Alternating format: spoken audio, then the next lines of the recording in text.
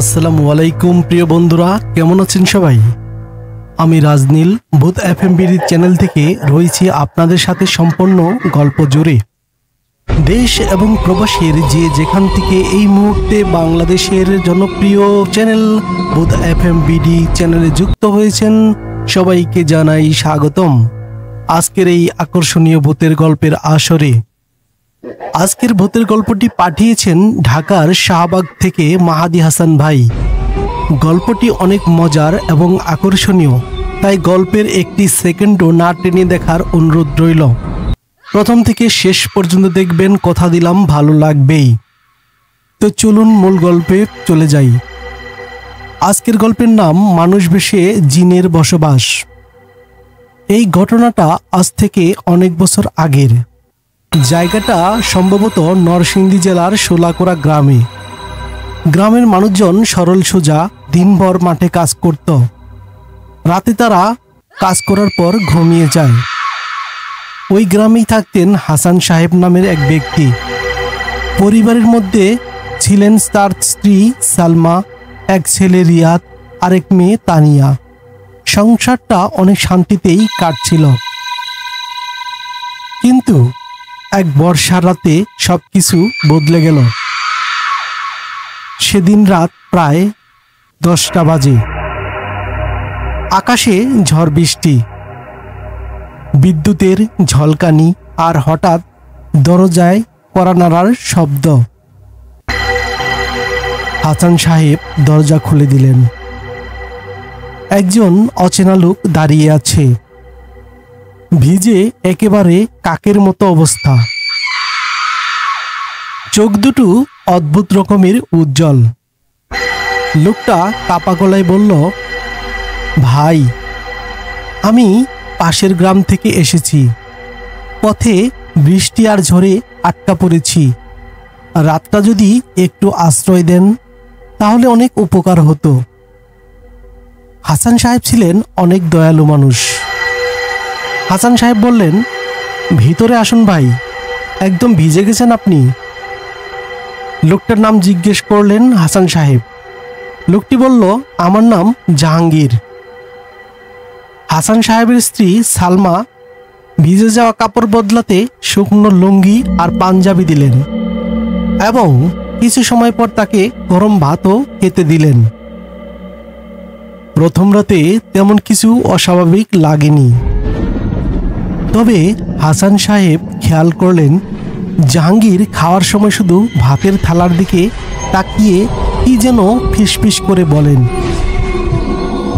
আর তার চোখের দিকে বেশিক্ষণ তাকালে বুক যেন কেমন ঠান্ডা ঠান্ডা লাগে।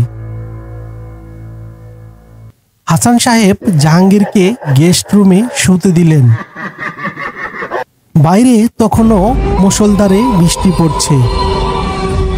ভেতরে যেন হঠাৎ এক অদ্ভুত নীরবতা নেমে এলো। পরের দিন সকালেই জাহাঙ্গীর ভদ্রভাবে কথা বলল, রিয়াদের সাথে অনেক গল্প করল, তানিয়ার জন্য কাগজে একটি পাখি এঁকে দিল। সবাই ভাবল লোকটা হয়তো অনেক কষ্টে থাকা মানুষ, অনেক অভাবী মানুষ। লোকটার প্রতি সবারই মায়া হলো। তারা ভাবল লোকটা হয়তো অভাবগ্রস্ত, ঘরবাড়ি মনে হয় নেই, ঠিক আছে আমরা তাকে থাকতে দেই। এদিকে দিন যেতে লাগলো। জাহাঙ্গীর ধীরে ধীরে ওই পরিবারের সাথে মিশে গেল।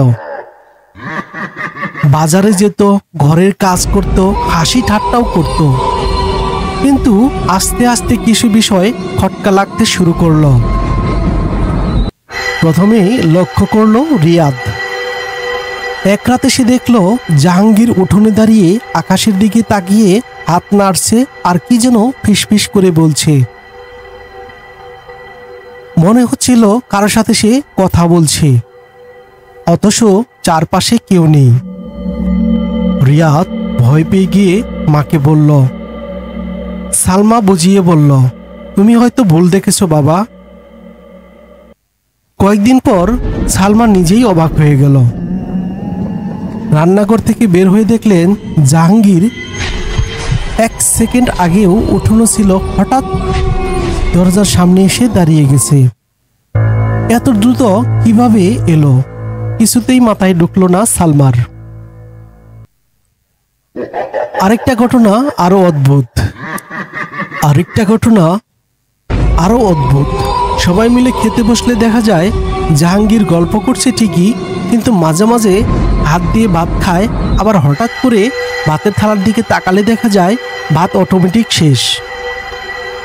তানিয়া একদিন কেঁদে ফেলে বলল, আমার ঘরে রাতে জাহাঙ্গীর কাকু দাঁড়িয়ে থাকে, তার চোখ লাল হয়ে যায়, কিন্তু মা দৌড়ে গিয়ে দেখলেন ঘরে কিছু নেই। গ্রামের লোকেরাও ফিস করে অনেক কথা বলতে লাগলো। কেউ বলল রাতের বেলায় জাহাঙ্গীরকে কবরস্থানের পাশে দাঁড়িয়ে থাকতে দেখা যায়। দিন যত যাচ্ছিল হাসান সাহেবের মন ততই ভয় পাচ্ছিল। গল্পটি জমে উঠেছে। আপনি নিয়মিত আমাদের চ্যানেলে এরকম ভূতের গল্প শুনতে এখনই চ্যানেলটি সাবস্ক্রাইব করুন এবং বেল বাটন অন করে রাখুন পরবর্তী ভিডিও সবার আগে পাওয়ার জন্য। চলুন আবারও গল্পে ফিরে যাই। এক রাতে প্রবল ঝড় বৃষ্টি হচ্ছিল। হঠাৎ ঘরের সব বাতি নিভে গেল। চারপাশ অনেক অন্ধকার। কোথা থেকে যেন ফিস শব্দ আসতে লাগলো, কখনো হাসির মতো, আবার কখনো কান্নার মতো। ঠিক তখন দরজার সামনে দাঁড়ালো জাহাঙ্গীর। কয়েক সেকেন্ডের জন্য তার চোখ জ্বলজ্বল করে লাল হয়ে উঠল, তারপর আবার স্বাভাবিক হয়ে গেল।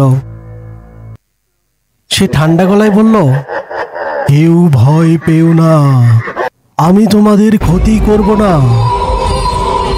কিন্তু তার সেই কথার ভিতরে এমন একটা কাঁপন ছিল যা পরিবারটিকে আরো বেশি আতঙ্কিত করে তুলল। প্রথম রাতে জাহাঙ্গীরের অদ্ভুত চোখ আর কণ্ঠস্বর শুনে পুরো পরিবার ভয়ে একেবারে চুপ হয়ে গিয়েছিল। কিন্তু পরের দিন সকালে সবকিছু আবার স্বাভাবিক মনে হলো। জাহাঙ্গীর আগের মতো কাজ করছে, বাচ্চাদের সাথে হাসি ঠাট্টা করছে, অনেক দুষ্টুমি করছে, যেন কিছুই হয়নি। তবু হাসান সাহেবের মনে কাঁপুনি কাটছিল না। এক বিকালে তিনি বাজারে গেলেন। হঠাৎ গ্রামের এক প্রবীণ মানুষ তাকে থামিয়ে দিয়ে বলল, হাসান ভাই, জাহাঙ্গীর যে আপনাদের সাথে থাকে, সাবধান।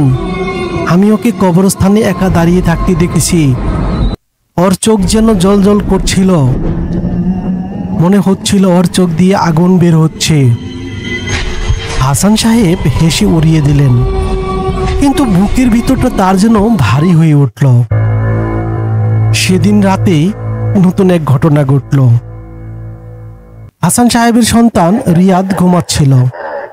হঠাৎ জানালার বাইরে থেকে নাম ধরে ডাক শোনা গেল, রিয়াদ, ও রিয়াদ, ওঠো ওঠো রিয়াদ।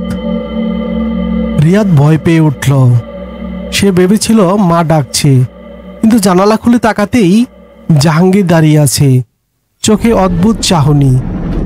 রিয়াদ দ্রুত জানালা বন্ধ করে বিছানার নিচে লুকিয়ে গেল। কিছুক্ষণ পর সে সাহস করে বের হয়ে দেখে ঘরে আর কেউ নেই। পরের দিন সকালে রিয়াদ মাকে সবকিছু খুলে বলল, কিন্তু হাসান সাহেবের স্ত্রী সালমা বিশ্বাস করলেন না। তিনি ভাবলেন বাচ্চা নিশ্চয়ই কোনো দুঃস্বপ্ন দেখেছে। কিন্তু একই রাতে আবার একই ঘটনা ঘটল হাসান সাহেবের মেয়ে তানিয়ার সাথে। তানিয়া ঘুম থেকে হঠাৎ চিৎকার দিয়ে উঠল।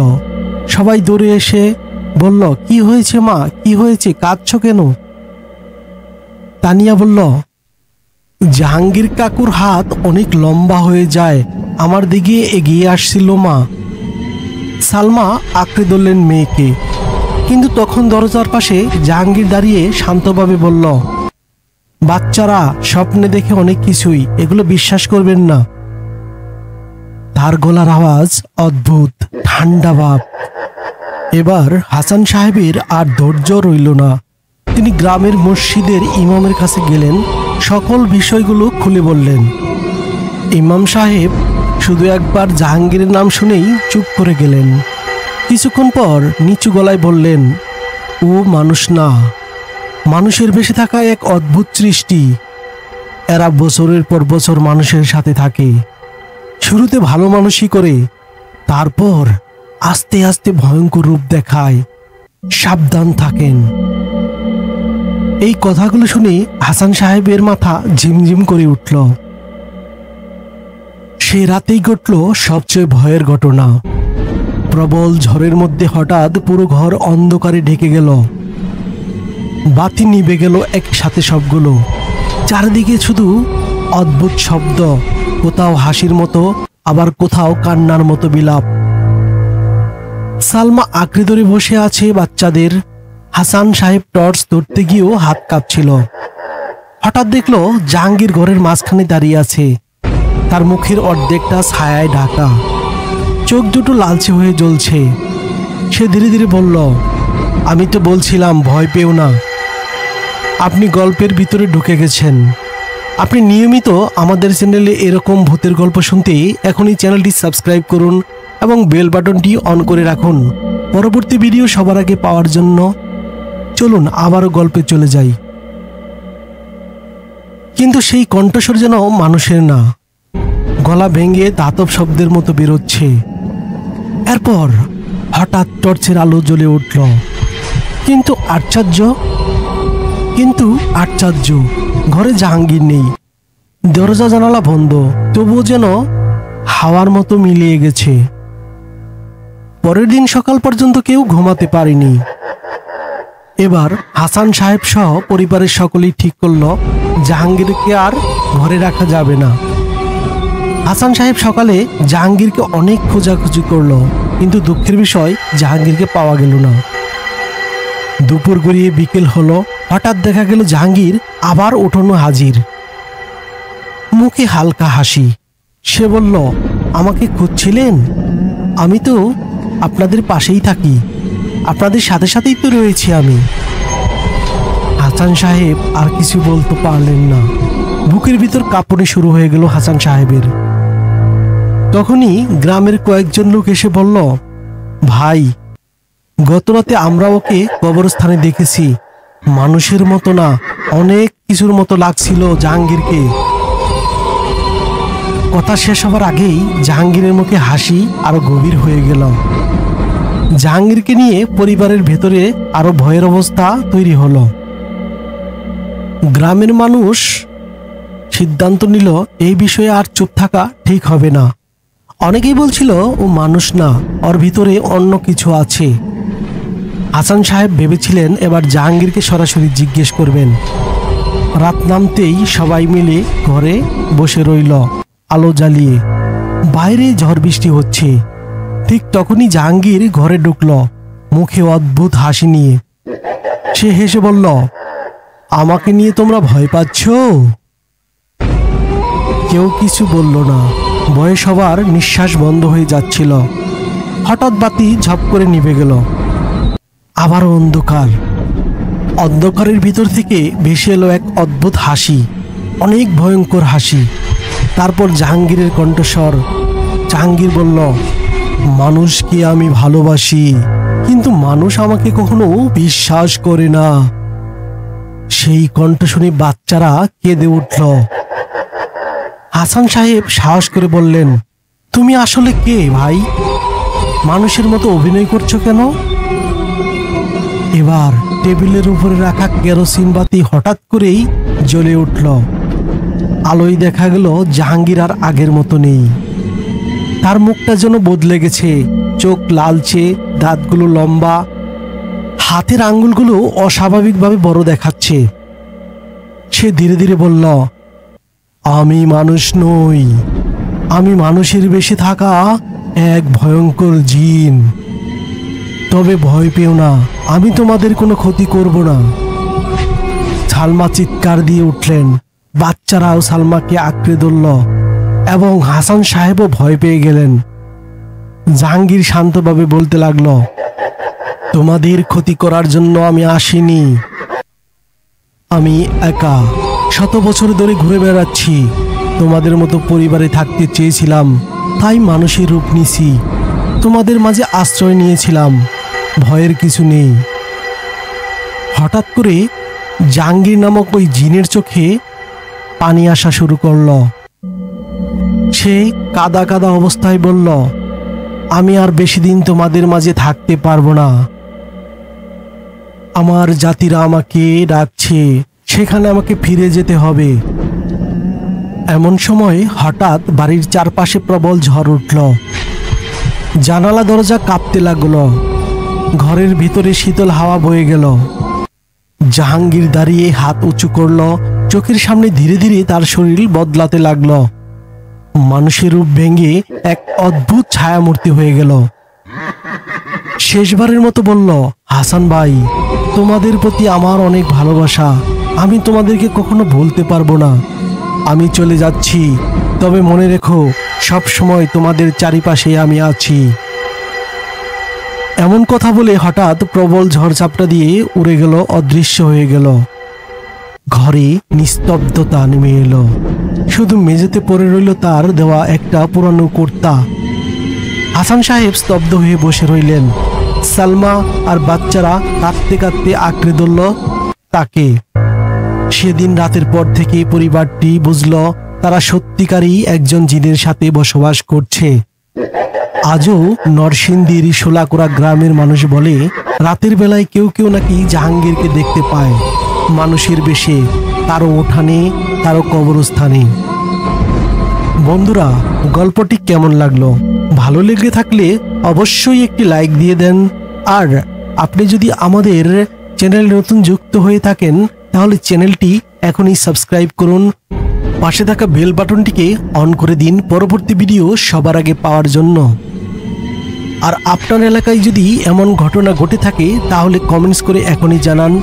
আর সকলকে সতর্ক করার জন্য ভিডিওটি বেশি বেশি করে শেয়ার করে দিন। প্রতি শুক্রবার ও মঙ্গলবার রাত 9:30 আমাদের চ্যানেলে নতুন নতুন ভূতের বাস্তব গল্পের ভিডিও আপলোড করা হয়। তাছাড়াও আমাদের চ্যানেলে রয়েছে অনেক ভয়ঙ্কর ভয়ঙ্কর এবং ভুতুড়ে ভিডিও, যে ভিডিও দেখলে আপনার মন অনেকটাই ভালো হয়ে যাবে। তো সবাই ভালো থাকুন, সুস্থ থাকুন, নিরাপদে থাকুন। আজকের ভিডিও থেকে বিদায় নিচ্ছি, আপনাদের বন্ধু রাজনীল। সবাই ভালো থাকবেন। আল্লাহ হাফেজ, টাটা।